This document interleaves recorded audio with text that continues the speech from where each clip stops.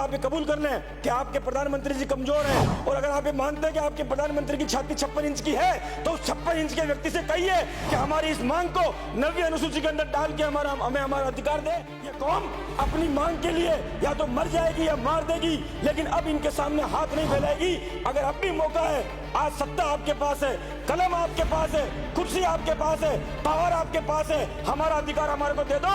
हमारी माओं को, हमारी बहनों को, विधवा और उनकी कोख उजाड़ने का काम आपने किया। हमारे हाथ में कलम है, आप बार बार बंदूक पकड़ते हैं। हम चाहते हैं हमारा बेटा कुर्सी के ऊपर बैठे, आप हमारे बेटे को बार बार जेल के अंदर भेजना चाहते हैं। कहाँ गया आपका समझौता? आपको सुप्रीम कोर्ट में जाने की जरूरत नहीं थी, जब एक बार अधिसूचना मिल चुकी थी। बैठ जाओ, अकेले ने बोलो ना। जिस दिन आपकी बहन विधवा होगी, जिस दिन आपकी पड़ोसी के अंदर जो माँ रहती है उसकी कोख सुनी होगी, उस दिन आपको इस दर्द का एहसास होगा। आप हमारी कौम से खिलवाड़ करने का काम मत करिए। इस कौम ने अपना वैभव खो दिया इस देश के लिए, आप उस कौम को मजाक बनाना चाहते हैं। हम जेल जाने से डरते हैं ना, हम मुकदमों से डरते हैं और ना मरने से डरते हैं, लेकिन हम वादा खिलाफी से डरते हैं, क्योंकि हम पन्ना दाई के वंशज हैं जिसने अपने बेटे की गर्दन कटा दी, लेकिन जिसका अन्न खाया था उससे वादा खिलाफी नहीं करी थी। इसलिए मैं आपसे कह रहा हूँ कि हमसे वादा खिलाफी मत करो। अगर हमसे वादा खिलाफी करोगे तो आपका पता भी नहीं लगेगा। आपके सामने हाथ नहीं फैलाना चाहते। हम वो कौम है जिस कौम ने हिंदुस्तान की धरती को आजाद कराने के लिए दन्ना कोतवाल के रूप के अंदर लड़ाई शुरू करी थी। हम वो कौम है जिस कौम के बेटे सरदार वल्लभ भाई पटेल ने इस देश को एक करने का काम किया था। हम वो कौम है जिस कौम का शासन आसिन से लेकर अफगानिस्तान तक था, और जिस कौम का नाम अफगानिस्तान के राष्ट्रगान के अंदर आता है। उस कौम के आगे, जिस कौम के आगे वीर लगता है, उस कौम को आपने खिलवाड़ का विषय बना दिया। हमने आरक्षण इसलिए मांगा क्योंकि इस देश के अंदर अधिकार की लड़ाई लड़ते लड़ते, इस देश की रक्षा की लड़ाई लड़ते लड़ते, इस देश पर आक्रमण करने वाले लोगों से लड़ाई लड़ते लड़ते हमारी कौम ने अपना वैभव खो दिया, और मजबूरी में हमारे को पहाड़ों के ऊपर जाना पड़ा। और पहाड़ों के ऊपर जाने के बाद जब ये पूरी देश और दुनिया आगे बढ़ गई और हमारी कौम इस दुनिया के साथ कदम बढ़ाने के अंदर पीछे रह गई, तब हमारा बेटा भी कलेक्टर बनना चाहिए, हमारा बेटा भी एसपी बनना चाहिए, हमारे बेटे के हाथ में भी कलम आनी चाहिए, और उस कलम के माध्यम से वो 36 कौम की सेवा करने का काम करे। लेकिन उसके बदले में आपने क्या दिया?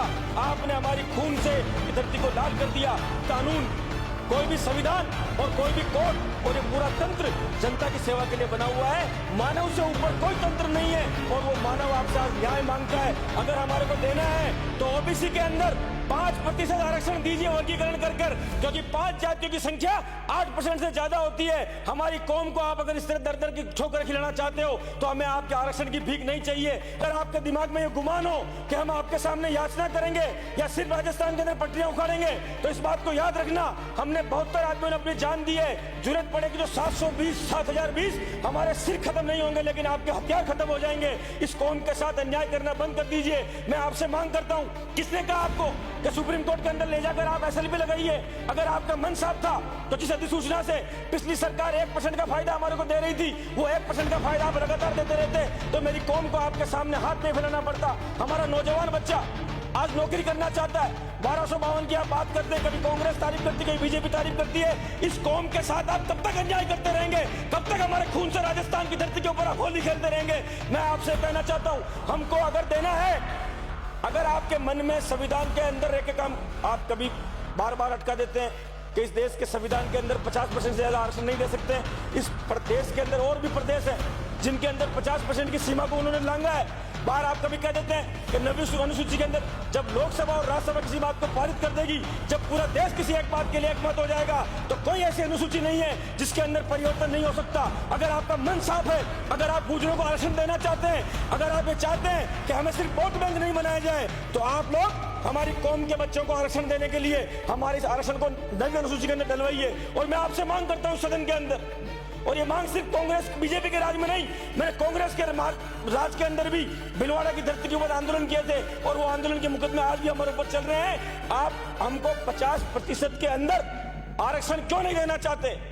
हमारा जब संख्या बल है, गुजर सहित 5 जातियां जो आज आर्थिक रूप से, सामाजिक रूप से, शैक्षणिक रूप से, नौकरी के रूप से, व्यवस्था के रूप से हम हर तरह से पिछड़े हुए हैं, तो हम आपसे मांग कर रहे हैं कि हम हमारे बच्चों को पढ़ने का अधिकार दीजिए, हमें आप इस काबिल बनाइए कि हम लोग नौकरी कर सकें। तो फिर क्यों नहीं आप 50% के भीतर हमको आरक्षण देना चाहते हैं? ये हमारा अधिकार है, हमने इस देश के लिए अपने प्राणों की बलि दी है, हमने इस देश की आजादी के लिए लड़ाई लड़ते लड़ते अपना वैभव को खो दिया है। आज हमारा बच्चा इस बात की राह देखता है कि हमारे को न्याय मिलेगा।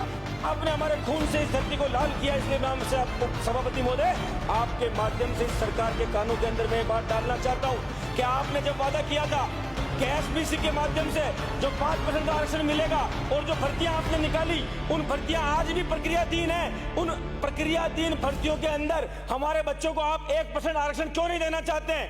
आज भी जो आरएस जो राजस्थान की हमारी प्रशासनिक सेवाएं हैं, उन सेवाओं के अंदर जब ये भर्ती निकली थी उस समय उसकी विज्ञप्ति के अंदर 5% आरक्षण का प्रावधान था, और आज हमारी कौम के बच्चे को वो आप एमबीसी का 1% भी नहीं दे रहे हैं।